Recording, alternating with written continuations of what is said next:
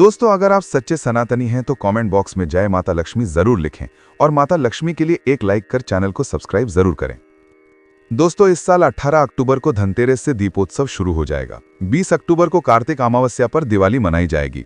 कहते हैं कि दिवाली से पहले घर की अच्छी तरह सफाई करनी चाहिए और घर से कुछ अशुभ चीजों को बाहर फेंक देना चाहिए। दोस्तों, दिवाली का पवित्र त्योहार आने वाला है। इस साल दीपावली 20 अक्टूबर को मनाई जाएगी, जबकि 18 अक्टूबर को धनतेरस से दीपोत्सव शुरू हो जाएगा।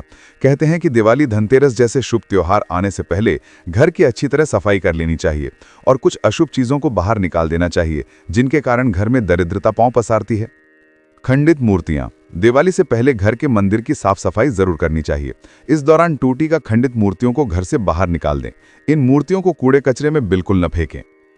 इन्हें या तो नदी तालाब में विसर्जित कर दीजिए या फिर किसी पवित्र या खाली स्थान पर रख दीजिए। बंद घड़ियां। आपके घर में जितनी ही बंद घड़ियां हैं, या तो उन्हें चालू करवा लें या फिर घर से बाहर कर दें। घर में बंद घड़ियों का होना शुभ नहीं माना जाता है। वास्तुशास्त्र के अनुसार बंद घड़ियां इंसान के दुर्भाग्य का कारण बन सकती हैं।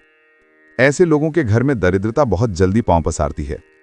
जंग लगी चीजें। यदि घर में जंग लगा हुआ लोहा या अनुपयोगी सामान पड़ा है तो उसे तुरंत बाहर कर दीजिए।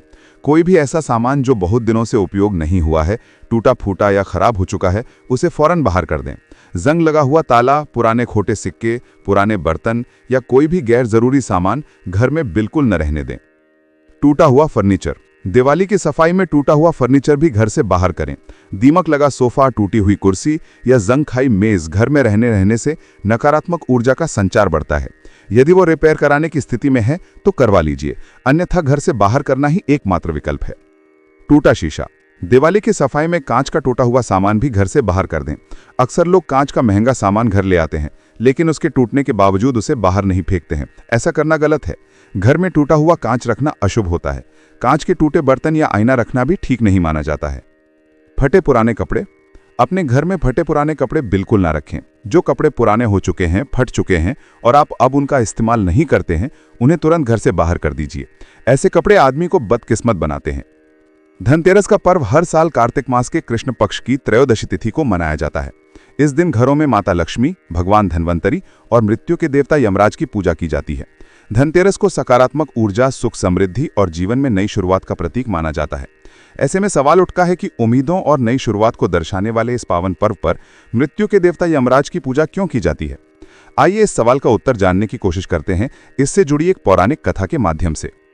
पौराणिक कथा के अनुसार प्राचीन समय में हेम नाम के एक राजा हुआ करते थे। उनके कोई संतान नहीं थी। कई वर्षों तक मनोकामनाएं मांगने और पूजा पाठ करने के बाद उनके घर एक पुत्र का जन्म हुआ। पुत्र के जन्म से राजा अत्यंत प्रसन्न हुए और उन्होंने ज्योतिषाचार्यों को बुलाकर बच्चे की कुंडली बनवाई। ज्योतिषाचार्य ने बताया कि उनके पुत्र की कुंडली में अकाल मृत्यु का योग है। यदि उसकी शादी होती है तो विवाह के 10वें दिन उसकी मृत्यु हो जाएगी। ये सुनकर राजा की खुशियां डर और चिंता में बदल गईं। राजा ने उसी दिन निर्णय लिया कि वो अपने पुत्र का विवाह कभी नहीं करवाएंगे, लेकिन इसके बाद भी राजा दिन रात अपने बेटे की चिंता में डूबे रहते। एक दिन उन्होंने निश्चय किया कि पुत्र को ऐसी जगह भेज दें जहां कोई स्त्री न रहती हो। राजा ने ऐसी एक जगह ढूंढी और अपने बेटे को वहां भेज दिया। लेकिन वहां जाकर राजकुमार की मुलाकात एक सुंदर कन्या से हुई। धीरे धीरे दोनों में प्रेम हो गया और उन्होंने गंधर्व विवाह कर लिया। विवाह के 10वें दिन, जैसा कि भविष्यवाणी में कहा गया था, यमदूत राजकुमार के प्राण लेने पहुंचे। ये देखकर उसकी पत्नी जोर जोर से रोने लगी। नवविवाहिता को इस तरह विलाप करते देख यमदूतों को बहुत दुख हुआ।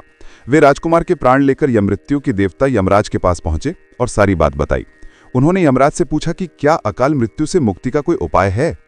यमराज ने उनके दुखी मन को देखकर कहा कि यदि कोई व्यक्ति कार्तिक मास के कृष्ण पक्ष की त्रयोदशी तिथि को शाम के समय दीपक जलाता है तो उसके जीवन से अकाल मृत्यु का भय समाप्त हो जाता है।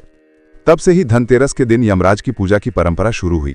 तो दोस्तों, ये जानकारी आपको कैसा लगा कमेंट बॉक्स में जरूर बताएं और वीडियो को ज्यादा से ज्यादा शेयर करें। धन्यवाद।